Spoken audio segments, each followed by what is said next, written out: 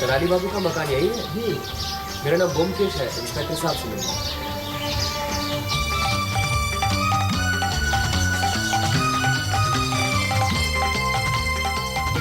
सोच समझ के ठीक से जवाब देना। जरा भी झूठ बोले ना तो सीधा हथकड़ी पहना दूंगा, समझे? जी हुजूर। ओह, तो आ गए आप। कहिए इंस्पेक्टर सेन, कैसे याद किया?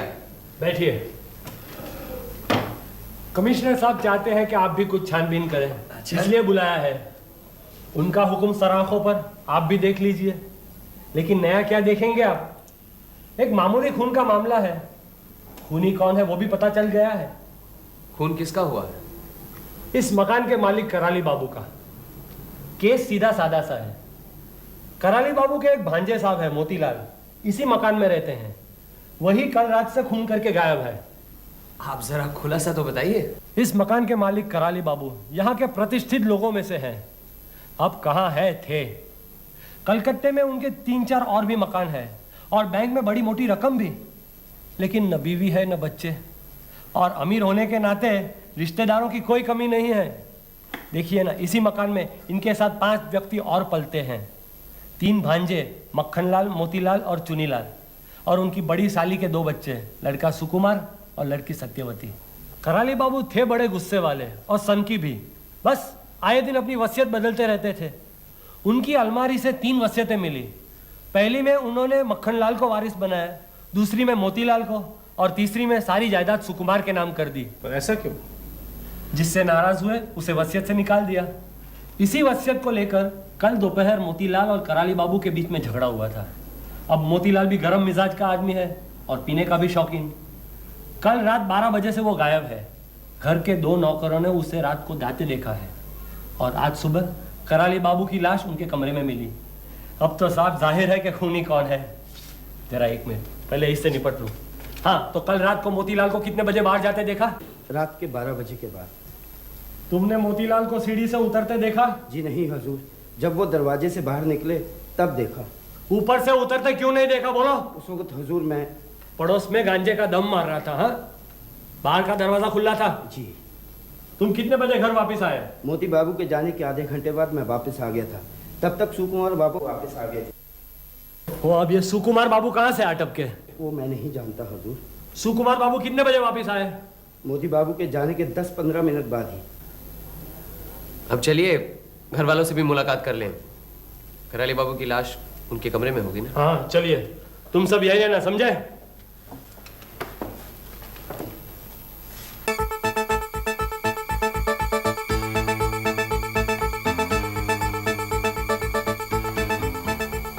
ये कमरा किसका है? मोतीलाल का है, जिसने खून किया है। इसके ठीक ऊपर वाला कमरा कराली बाबू का है। आइए।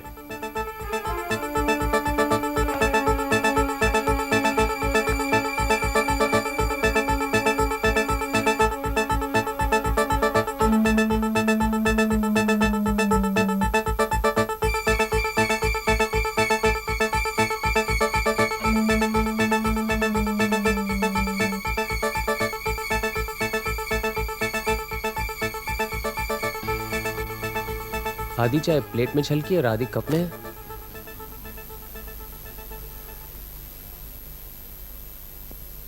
लाश जैसी थी वैसी है, हिलाई तो नहीं? नहीं, सिर्फ चादर से ढक दी है और गर्दन से सुई निकाल ली है। सुई? सुई। मौत कैसे हुई किसी को पता ही नहीं। मैंने मालूम किया है। गर्दन के पीछे जहाँ मेडुला और फर्स्ट वर्टिब्रा मिलता है, वहाँ सुई घुसा घुसा के उनकी हत्या की गई है। ताजुब की बात है, जहाँ मेडुला और फर्स्ट सर्विकल वर्टिब्रे के मिलने की जगह है वो तो बहुत नाजुक है। इसका मतलब है कि खूनी को ये मालूम था।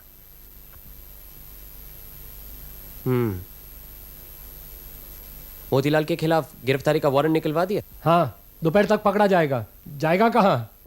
क्या काम करता है वो? कुछ नहीं, अनपढ़ गवार, 3rd क्लास तक पढ़ा होगा। मामा का माल उड़ा रहा है और यहाँ वहाँ लोफरी करता फिरता है।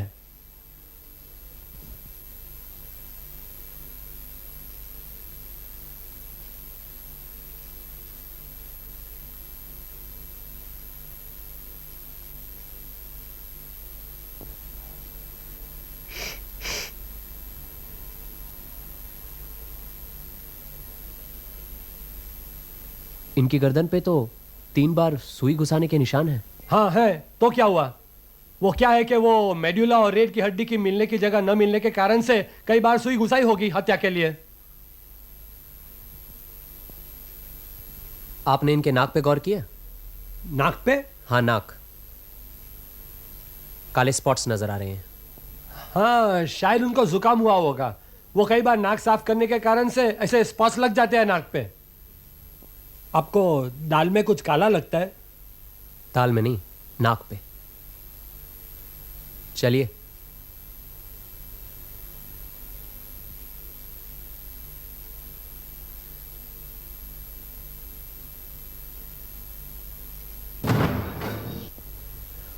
वो जो सुई आपके पास है वो जरा दीजिएगा।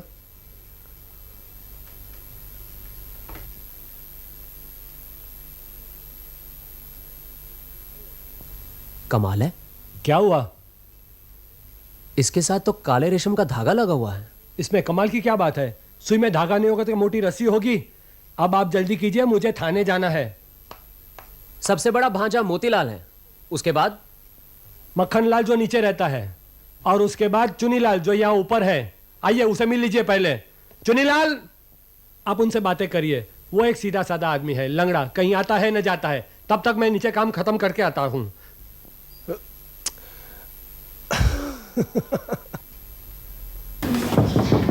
अंदर आ जाइए, दरवाजा खुला है। आप ही चुनीलाल? जी हाँ, मैं ब्योमकेश, आपसे। व्योमकेश बख्शी, सत्यान बख्शी, बैठिए ना। मैंने समझा आप सीआईडी के आदमी हैं। पुलिस को तो आपने सब कुछ बता ही दिया होगा, फिर भी आपसे 2-1 सवाल पूछना चाहता हूँ। हाँ हाँ, शौक से। आप खुद चल कर आए हैं, ये मेरे लिए सौभाग्य की बात है। और आप जरूर अजीत बाबू हैं। जी हाँ। आपको तो मालूम ही होगा कि पुलिस का सारा शक आपके बड़े भाई मोतीलाल पर है। जी हाँ, मालूम है। भैया झगड़ालू और गुस्सेबाज जरूर हैं, लेकिन वे मामा का खून कभी नहीं कर सकते। इतनी बड़ी जायदाद से हटा दी गए हैं, इसी गुस्से से शायद अपने मामा का खून करने पर उतर आए हैं। जायदाद से तो हम तीनों भाइयों को हटाया गया है, फिर उन पर ही शक क्यों हो रहा है?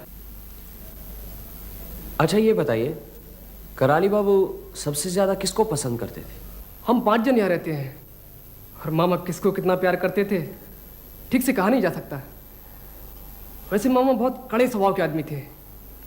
उनके मन में क्या है किसी को भी पता नहीं चलता था। हाँ, सत्यवती उनका हमेशा ख्याल रखती थी, शायद उससे ही ज़्यादा प्यार होगा। और आपसे? मैं अपंग हूँ, इसलिए मुझसे कुछ हमदर्दी हो सकती है। आज मामा इस दुनिया में नहीं है, मैं उनके खिलाफ कुछ नहीं कहना चाहता।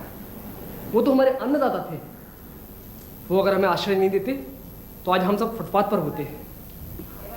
उन्होंने अपनी आखिरी वसीयत में सुकुमार को सब कुछ दे दिया है, मालूम है? जी हाँ, मालूम है।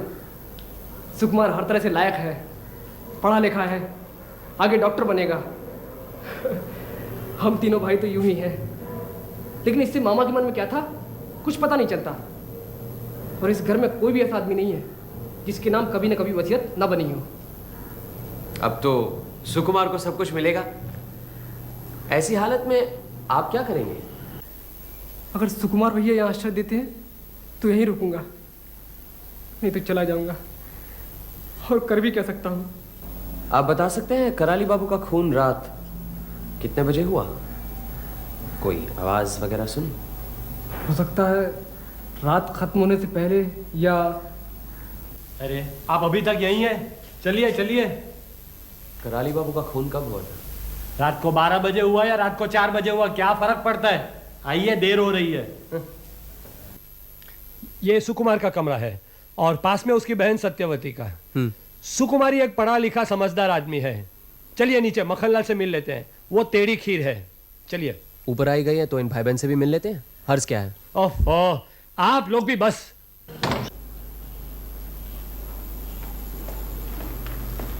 सुकुमार, व्योमकेश बाबू तुमसे मिलना चाहते हैं। नमस्ते। नमस्ते। वो जो भी सवाल करे ठीक सोच समझ के जवाब देना, समझे?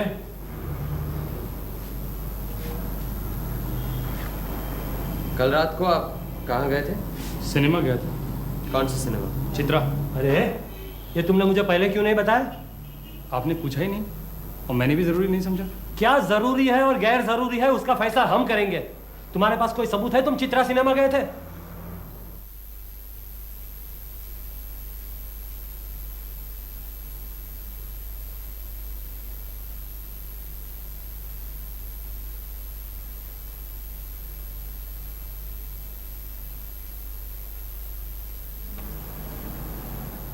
आपकी आखिरी मुलाकात कराली बाबू से कब हुई थी?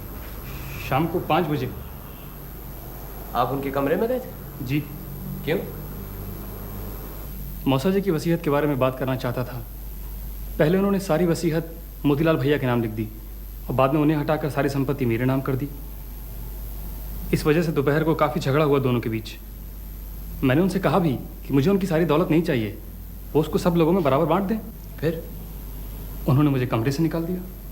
वहाँ से आप कहाँ गए? सिनेमा? नहीं, पहले चुन्नीलाल के पास गया। बातचीत करते करते देर हो गई, कुछ अच्छा नहीं लग रहा था, सोचा सिनेमा चला जाऊं। सुना आपने?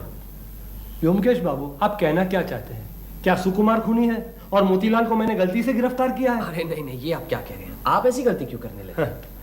चलिए अब इनकी छोटी बहन से मिलाते हैं।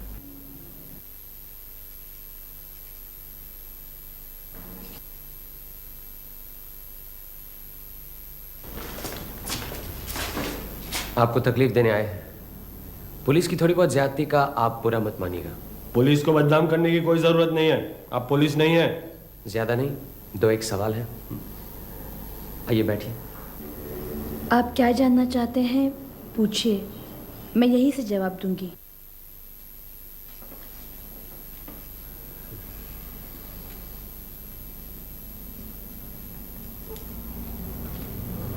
आप ही रोज सुबह चाय लेकर कराली बाबू से मिलती थी। आज सुबह चाय देते समय आपको पहली बार पता चला कि कराली बाबू गुजर चुके हैं। इससे पहले कुछ नहीं मालूम था। रात को कराली बाबू के कमरे का दरवाजा खुला था? हाँ, इस घर में किसी को भी रात में दरवाज़ा बंद करके सोने की इजाज़त नहीं है। इसका मतलब है कराली बाबू रात को कमरे का दरवाजा खुला रखकर सोते थे और ये सबको मालूम है। अब ये कैसा सवाल है? अगर क्रॉस एग्जामिन करना है तो ठीक से करिए ना, मुझे और बहुत काम है। देखिए इंस्पेक्टर सेन, अगर आप दखलंदाजी करेंगे तो मुझे मजबूरन कमिश्नर साहब से कहना पड़ेगा कि आप मेरी तहकीकात में रोड़ा डाल रही हैं। ठीक है, तो मैं जाता हूं।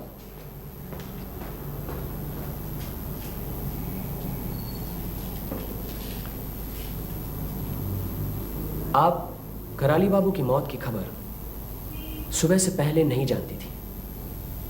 जरा फिर सोचकर बताइए। सोचकर ही बता रही हूँ, नहीं जानती। चाय जब देने गई तो तश्तरी में कैसे छलक गई? वो जब देखा वो गुजर गए हैं तो घबराहट में चाय तश्तरी में गिर गई होगी। पर जब गुजर गए हैं पता चला तो चाय वहां क्यों रखाई?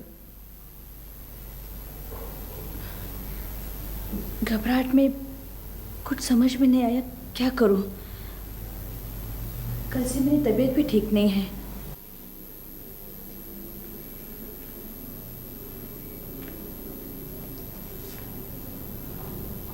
साफ साफ सब कुछ कह डालने से हमें बहुत मदद मिलेगी।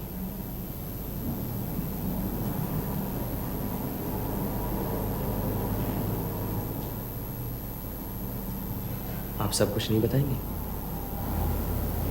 और मुझे कुछ नहीं मालूम।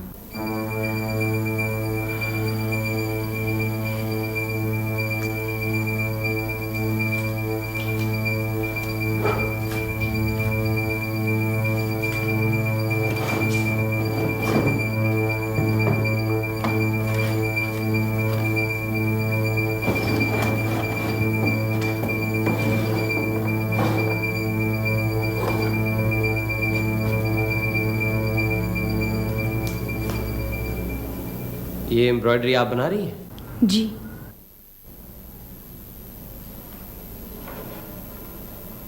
ये लाल नीले पीले काले धागे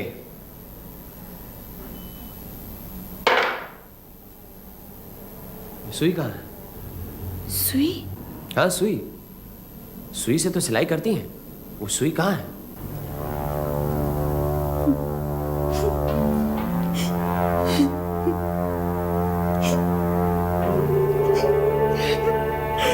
भैया। सत्या, सत्या, अच्छा नहीं किया आपने, मुझे सब कुछ बता सकती थी। मैं पुलिस थोड़ी हूँ, ये तो आपको मालूम है। बताने से शायद आपको भी फायदा होता। चलो अजीत।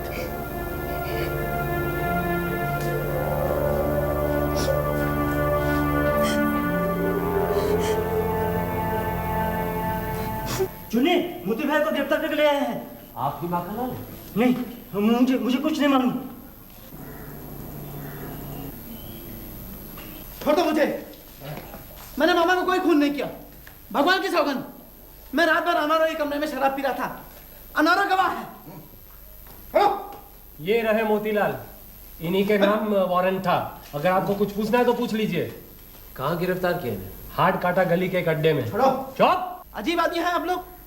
मैं तो अनारो के कमरे में रात भर सो रहा था। मालूम, लेकिन सुबह तो वापस आ जाते हैं। आज क्यों नहीं आए? रात भर मैंने इतनी पी रखी थी, पूरी एक बोतल पी रखी थी, फिर सुबह कैसे आता? नींद ही नहीं खुली। ले जाओ इसे, डाल दो लॉकअप में। आप लोग मुझे पकड़ने बहुत बड़ी गलती कर रहे हैं। मैं आपके खिलाफ कार्रवाई करूंगा। मुझे कानून मालूम है। छोड़ो मुझे। अच्छा, लाश लेकर क्या पता चला? पहली बात कि कराली बाबू की हत्या क्लोरोफॉर्म देने के बाद की गई थी। उनके नाक के पास जो काले काले दाग थे वो क्लोरोफॉर्म की वजह से होते हैं। और दूसरी बात कि उनकी गर्दन पर 3 बार सुई घुसाई गई थी। 3 बार क्यों?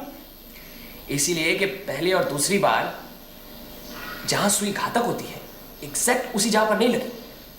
लेकिन सबसे अहम बात यह है कि सुई घुसाकर वहीं छोड़ दी गई।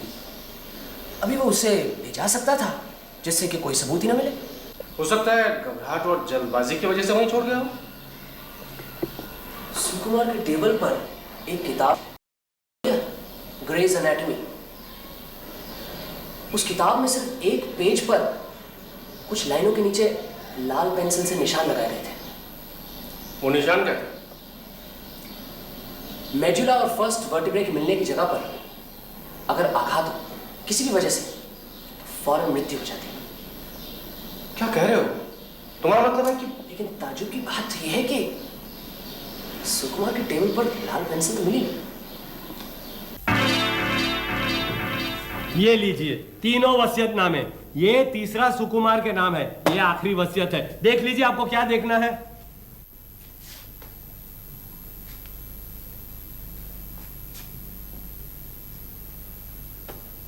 देखा?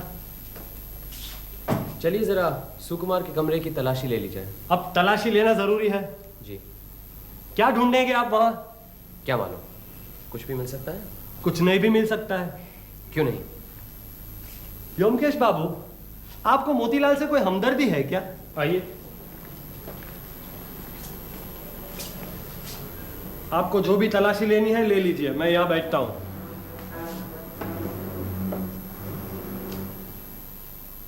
ये अलमारी खुली है? जी हाँ। और उन बक्सों की चाबी? वो सामने बुककेस पर है। आप जाइए जरा नीचे बैठिए जब तक हम न बुलाएं। जी। आइए, इस अलमारी की पूरी तलाशी लीजिए। अजीत।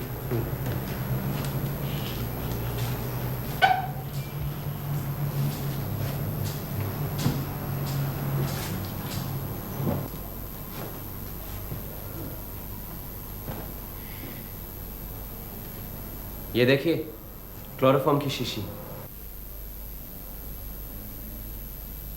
आपको शायद नहीं मालूम कि कराली बाबू को पहले क्लोरोफॉर्म देकर बेहोश किया गया था। क्लोरोफॉर्म इसलिए दिया गया था ताकि वो सुई चुभाते वक्त चीखे नहीं। अब ये बक्से देखने हैं, इन्हें पहले अलग अलग कीजिए।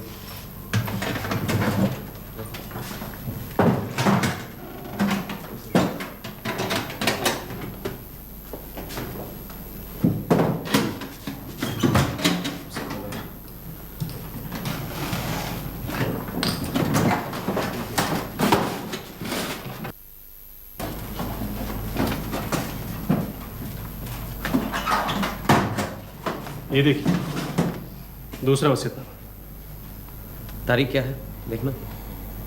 परसों की, जिस दिन कराली बाबू की हत्या हुई। और ये वसीयतनामा चुनीलाल के नाम पर है।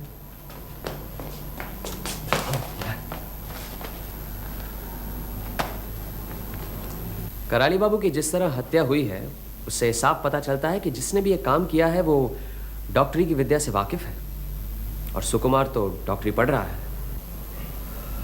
मैं थाने जाता हूँ। मोतीलाल को जल्दी ही छुड़वाना है। आप जो चाहे तलाशी लीजिए। व्योमकेश बाबू जो कहे उसकी तामील करना। कुमार को गिरफ्तार करना है ना। इसे संभालिए। धन्यवाद। अजीत तुम यही रहना, मैं जरा सत्यवती से मिलकर आता हूँ।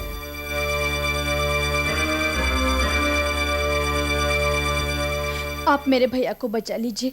देखिए, और हमें कुछ नहीं चाहिए। हम जिंदगी भर आपका एहसान नहीं भूलेंगे। देखिए, आप धीरज रखिए। अगर आपके भैया सचमुच निर्दोष हैं तो उन्हें कुछ नहीं होगा।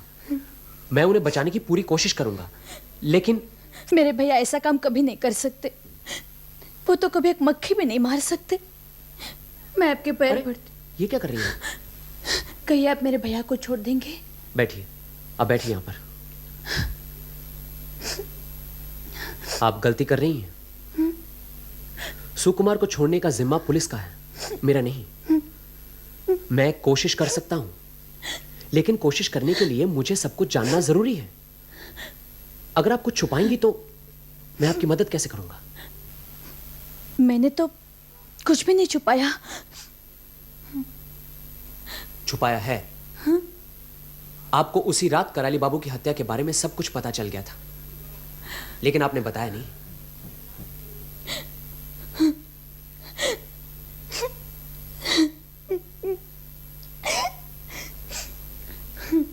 अब आप सब कुछ बताएंगी? मैं सब कुछ बता दूं तो सारा दोष भैया पर पड़ेगा।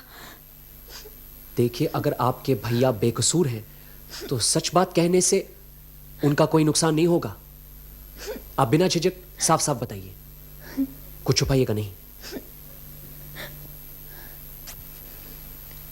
मौसा जी ने वसीयत बदलकर सारी जायदाद भैया के नाम कर दी थी। ये पता लगते ही उस दिन दोपहर को मोतीलाल भैया के साथ मौसा जी की काफी झड़प हो गई। कॉलेज से वापस आकर जब भैया को पता चला तो वो भी मौसा जी से मिले और कहा उन्हें कुछ भी नहीं चाहिए।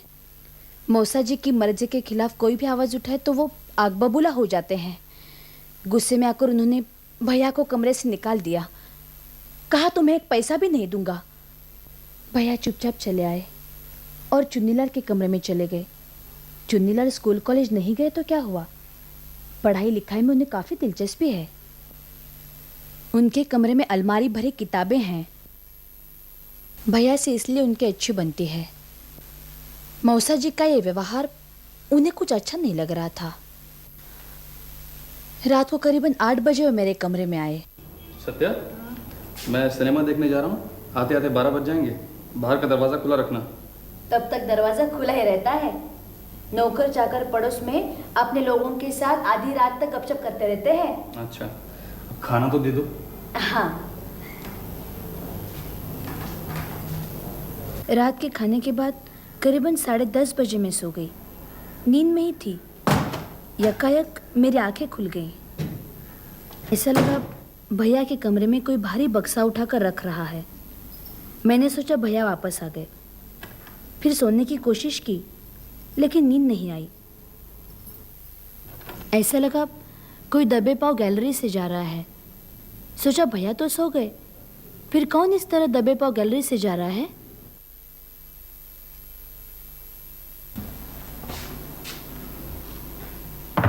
आपको पूरा यकीन है आपके भैया ही अपने कमरे में गए? हाँ, भैया ही थे। अच्छा, तब समय क्या होगा, आप कुछ कह सकती हैं? जरूर।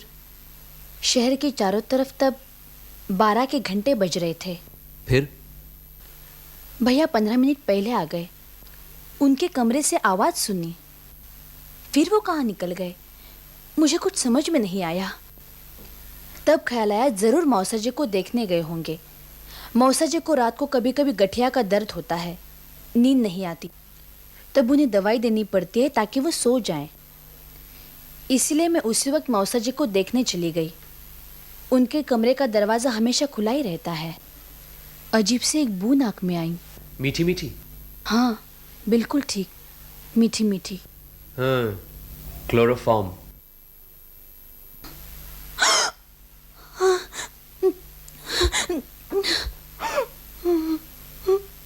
फिर सुबह किसी तरह से, जैसे मुझे कुछ मालूम ही नहीं, चाय लेकर मौसा जी के कमरे में चली गई।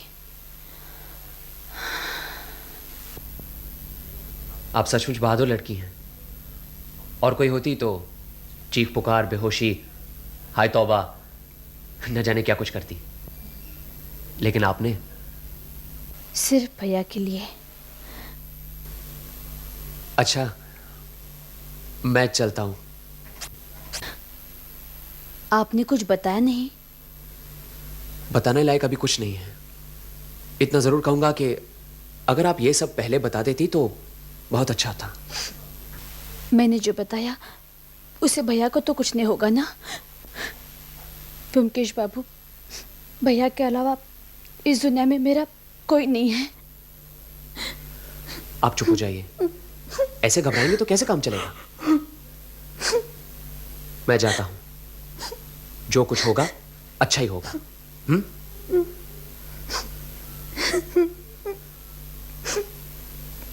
मैं हूं ना।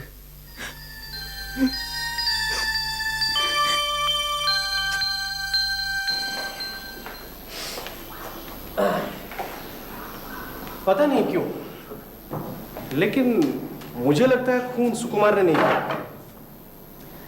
अच्छा अजीत, सत्यवती देखने में वैसे कुछ खास सुंदरी तो नहीं है, तुम्हें क्या लगता है?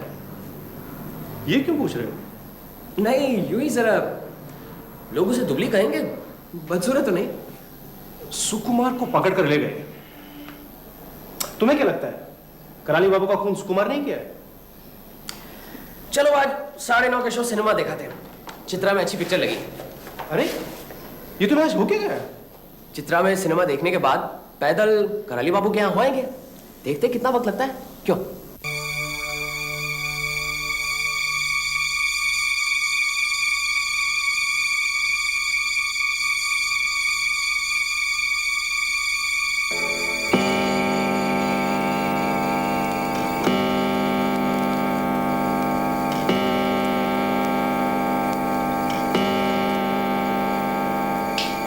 काम बन गया है। चलो टैक्सी पकड़कर घर चलते हैं। सुबह आना है, कल सब कुछ बता दूंगा। चलो।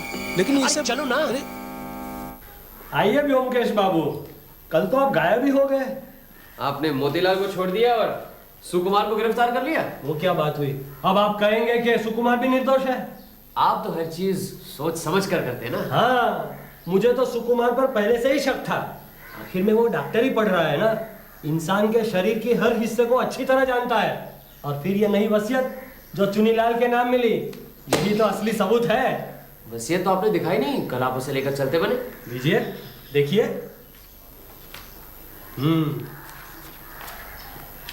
देखिए। ये क्या है? क्या हुआ? ये देखिए। क्या? मुझे तो कुछ भी दिखाई नहीं। नजर नहीं आ रहा ना? नहीं। यहाँ देखिए, गवाह के दस्तखत नहीं है। गवाह?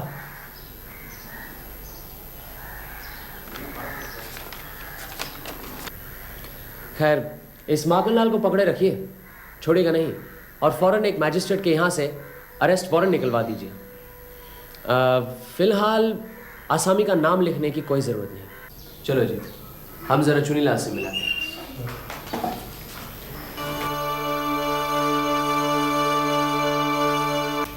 आपको जानकर खुशी होगी, कराली बाबू के खूनी का पता चल गया है। जी मालूम है, सुकुमार भैया को गिरफ्तार कर लिया है, लेकिन यकीन नहीं होता है। उनके कमरे से एक और वसीयत भी बरामद हुई, वो आपके नाम।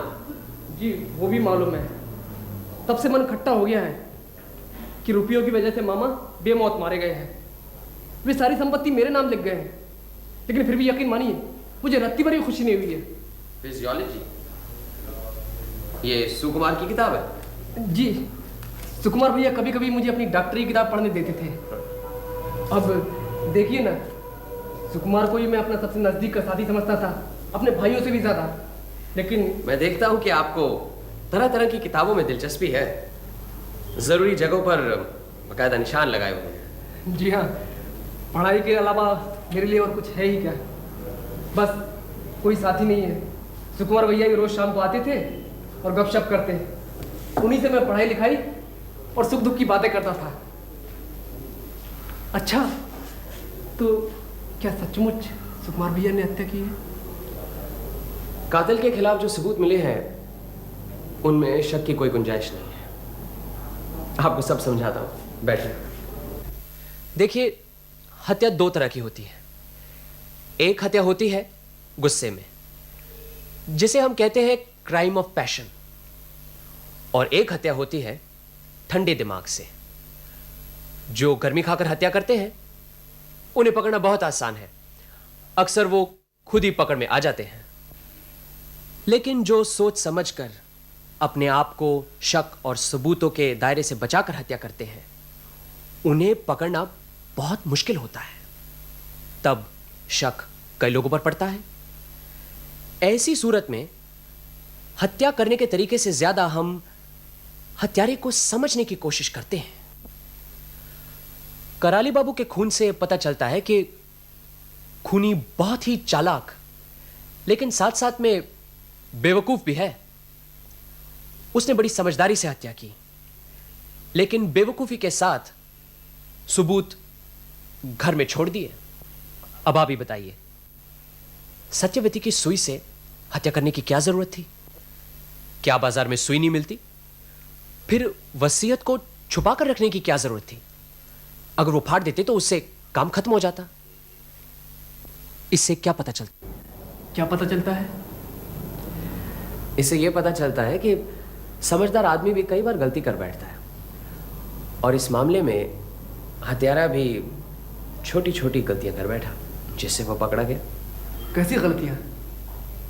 बताता हूं, जरा अपनी डायरी तो देना। मैं इस मकान का नक्शा बनाता हूं। आपके पास पेंसिल होगी कोई? जरा दीजिए।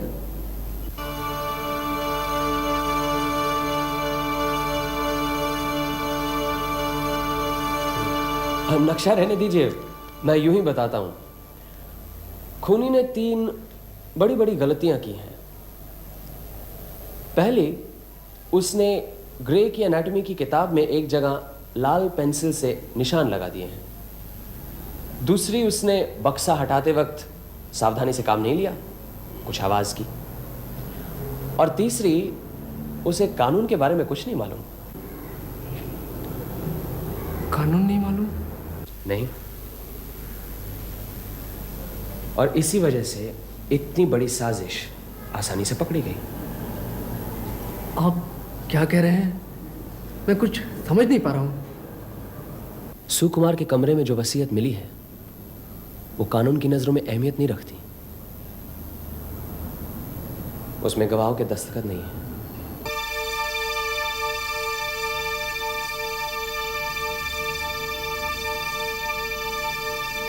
कुछ कहना चाहते हैं चुनीलाल बाबू?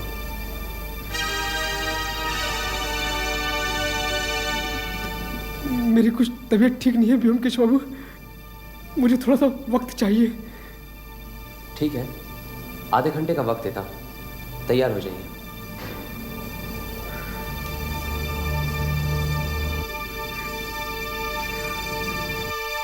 क्लोरोफॉर्म कहां से मंगाया? माखनलाल से। आधे घंटे बाद आइए। माखनलाल जी चुनीलाल को आपने क्लोरोफॉर्म कब ला कर दिया? जी, मुझे कुछ मालूम नहीं। सच सच बताइए, वरना ये वारंट आप ही के नाम लिखा जाएगा। दुआई हुजूर, मुझे कुछ मालूम नहीं। चुनीलाल ने मुझसे कहा उसे रात में नींद नहीं आती, 1 बूंद क्लोरोफॉर्म लेने से नींद अच्छी आएगी, इसीलिए। समझा। इंस्पेक्टर सेन, इन्हें जाने दीजिए। चलिए, भागिए। वारंट आ गया? अभी नहीं, लेकिन ये वारंट है किसके लिए? उसी के लिए जिसने कराली बाबू का खून किया है। देखिए व्योमकेश बख्शी, ये मजाक का वक्त नहीं है। कमिश्नर साहब आपको चाहते हैं, इसलिए मैं आपको बर्दाश्त कर रहा हूं, लेकिन मेरा कोई मजाक उड़ाइए, मुझे बिल्कुल पसंद नहीं। ये मजाक बिल्कुल नहीं है, मैं ठीक कह रहा हूं। चुनीलाल ने कराली बाबू का खून किया है, ये वारंट उसी के लिए है। आप भी व्योमकेश बाबू। आप चलिए मेरे साथ, वो अभी अपना जुर्म कबूल करेगा, वरना अदालत में ये जुर्म साबित करना मुश्किल था। उसने आधे घंटे की मोहलत मांगी है, आधा घंटा हो गया है। चलिए।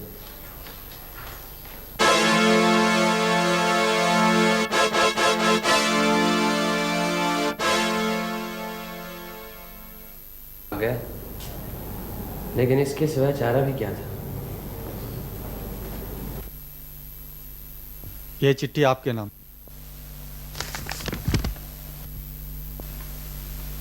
ओमकेश बाबू, चलता हूं। जब धन ही नहीं मिला फिर जिंदा रहकर क्या फायदा। मामा की मैंने हत्या की है, उसके लिए मुझे गम नहीं, लेकिन सुकुमार को दोषी ठहराना और उसे फांसी पर लटकाना मेरे लिए जरूरी हो गया था। उसका मुझे अफसोस है। आज कहने में मुझे कोई संकोच नहीं। मैं हमेशा सत्यवती को चाहता था और इस सारे षड्यंत्र में उसे पाने की इच्छा भी कहीं बहुत प्रबल थी।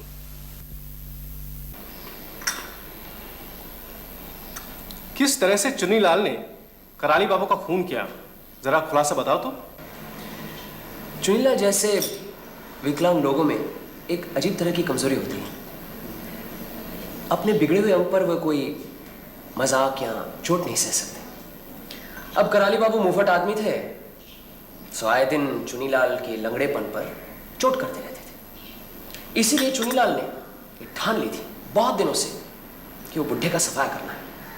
उस रात 8 और 9 के बीच जब सत्यवती रसोई में थी, उसके कमरे में गया और वहां से सुई और थिम्बल चुरा लाया।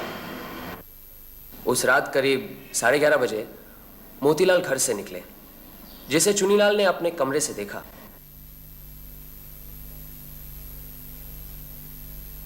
मोतीलाल के जाते ही वो कराली बाबू के कमरे में गया। जाकर देखा कराली बाबू सो रहे थे। यही मौका था। क्लोरोफॉर्म पहले से ही मंगवा लिया था। क्लोरोफॉर्म सुंघाकर कराली बाबू को बेहोश कर दिया।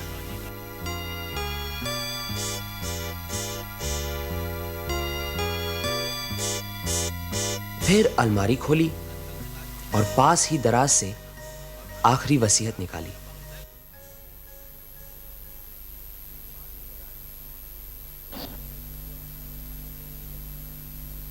पढ़कर खुश हुआ।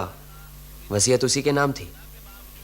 वसीयत को अपने पास ही रखा और फिर ठान ली कि जो सोचा था उसे करने का वक्त आ गया है। बुड्ढे को फिर वसीयत बदलने का मौका नहीं मिलना चाहिए।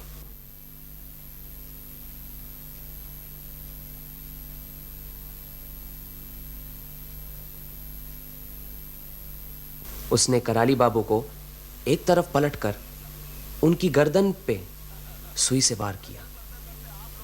एक बार सुई चुभाने से काम नहीं बना, इसलिए 3 बार वार किया।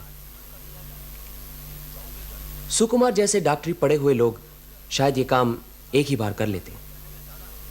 काम हो जाने के बाद सीधा सुकुमार के कमरे में गया। चुनीलाल ने पहले से ही सोच लिया था कि अपने ऊपर कोई शक न हो, इसलिए किसी दूसरे पर शक होना जरूरी है। वहां उसने सुकुमार की अलमारी में क्लोरोफॉर्म की शीशी छुपा दी और बक्से की चाबी लेकर एक बक्सा खोलकर उसके अंदर वसीयत छुपा दी।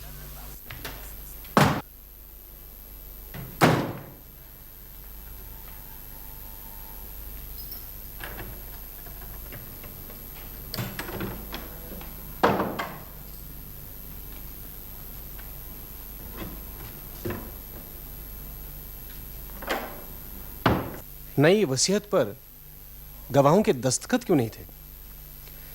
कराली बाबू ने रात को खाने के बाद वसीयत तैयार की होगी। हाँ। उन्होंने सोचा होगा सवेरे किसी के दस्तखत करवा लेंगे, लेकिन हाँ। अच्छा, सत्यवती से फिर कभी मुलाकात हुई? हाँ, कई बार।